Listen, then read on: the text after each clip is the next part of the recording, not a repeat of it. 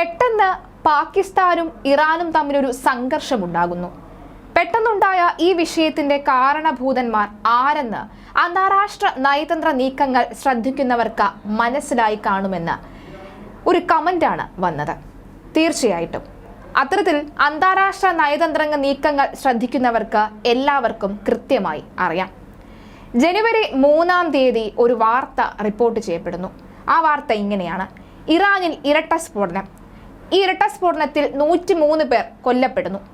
ഇറാന്റെ മുൻ സൈനിക മേധാവി ജനറൽ ഖാസിം സുലൈമാനിയുടെ കൊലപാതകത്തിന്റെ 4-ാം വാർഷിക ദിനത്തിലാണ് അദ്ദേഹത്തിന്റെ ശവകുടീരത്തിൽ സമീപമാണ് സ്ഫോടനം നടന്നത് എന്നാണ് ഇറാനിലെ ഔദ്യോഗിക വാർത്താ ഏജൻസി റിപ്പോർട്ട് ചെയ്തത്. 150ഓളം പേർ മരണപ്പെട്ട ഈ ഒരു സംഭവം അല്ലെങ്കിൽ ഈ ഒരു അറ്റാക്ക് ഉണ്ടായിരിക്കുന്നത് ഒരു ചാവേർ സ്ഫോടനമാണ്. അതും ഒന്നല്ല, 2 ചാവേർ സ്ഫോടനങ്ങൾ.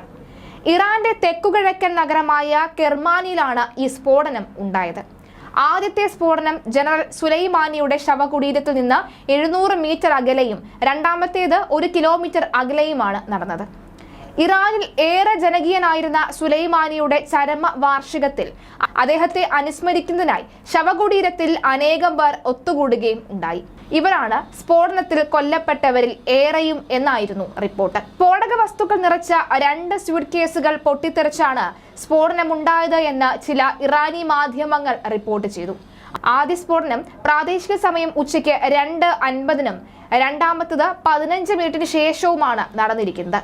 ഇറാൻ സേനാ തലവനായിരുന്ന ഖാസിം സുലൈമാനി 2020 ജനുവരി 3-ന് ബാഗ്ദാദ് വിമാനത്താവളത്തിൽ വെച്ചാണ് കൊല്ലപ്പെടുകയും ചെയ്തത്.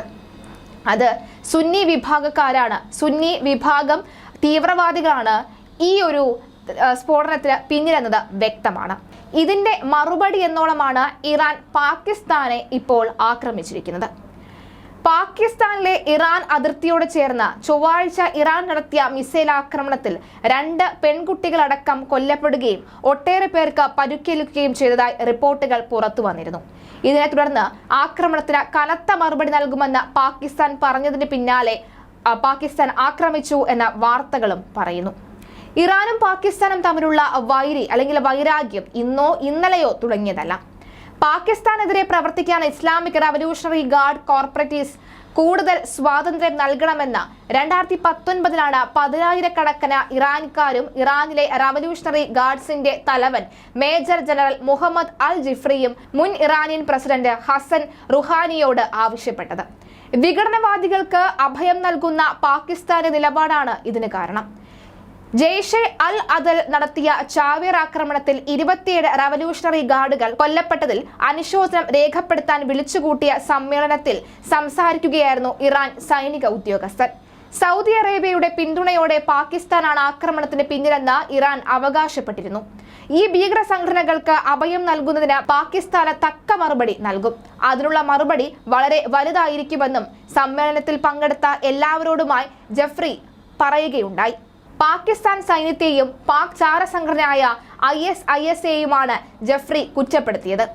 ഇറാൻ വിരുദ്ധ ഭീകരവാദികൾക്കെതിരെ പാകിസ്ഥാൻ കർശന നടപടി സ്വീകരിക്കുകയാണ് എന്ന് 2019-ൽ മുൻ പാക് പ്രധാനമന്ത്രി ഇമ്രാൻഖാനുമായി നടത്തിയ ഫോൺ കോളിൽ ഇറാൻ മുൻ പ്രസിഡന്റ് ഹസൻ റുഹാനി ആവശ്യപ്പെട്ടിരുന്നു.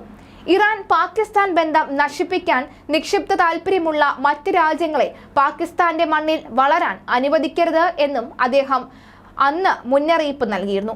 പാകിസ്ഥാനിൽ നിന്നുള്ള ആക്രമണത്തിൽ ഉത്തരവാദികളായ ജിഹാദി സംഘടനകളെ സഹായിക്കുന്നുവെന്ന് ആരോപിക്കപ്പെടുന്ന US-നെയും സൗദി അറേബ്യയെയും ഇസ്രായേലിനെയും UAEയെയും സൂചിപ്പിച്ചുകൊണ്ടാണ് അദ്ദേഹം ഇക്കാര്യം പറഞ്ഞത്. 5 വർഷത്തിനു ശേഷം ഇബ്രാഹിം റൈസിയുടെ നേതൃത്വത്തിലുള്ള ഇറാൻ സർക്കാർ തീവ്രവാദ പ്രവർത്തനം നടത്താനുള്ള ഭീകര സംഘടനയുടെ ഇടപെടൽ കുറയ്ക്കാനുള്ള ശ്രമങ്ങൾ നടത്തിയിരുന്നു. ജിഹാദി സംഘടനയായ ജെയ്ഷ് അൽ അദ്ലിന്റെ പാകിസ്ഥാനിലെ ആസ്ഥാനം രാജ്യത്തിന്റെ സായുധ സേന തുടർച്ചയായ മിസൈൽ ആക്രമണത്തിൽ തകർത്തതായി ഇറാനിയൻ മാധ്യമങ്ങൾ റിപ്പോർട്ട് ചെയ്തു. ഇറാൻ സർക്കാരിന്റെ നടപടികൾ ശൂന്യതയിൽ നിന്ന് സംഭവിച്ചതല്ല. ജെയ്ഷെ അൽ അദ്ലിന്റെ ആസ്ഥാനമെന്ന ഇറാൻ വിശ്വസിക്കുന്ന പാകിസ്ഥാനിലെ ബലൂചിസ്ഥാൻ മേഖലയെ ലക്ഷ്യമിട്ടാണ് ചൊവ്വാഴ്ച രാത്രി ഇറാൻ ആക്രമണം നടത്തിയത്. 2023-ൽ തുടക്കത്തിലും ഡിസംബറിലും ഈ മാസം തുടക്കത്തിലും റാസ്കിലെ ഇറാൻ സേനയെ ലക്ഷ്യമിട്ട് തീവ്രവാദി സംഘടന ആക്രമണം നടത്തിയതിനു കൂടിയുള്ള മറുപടി.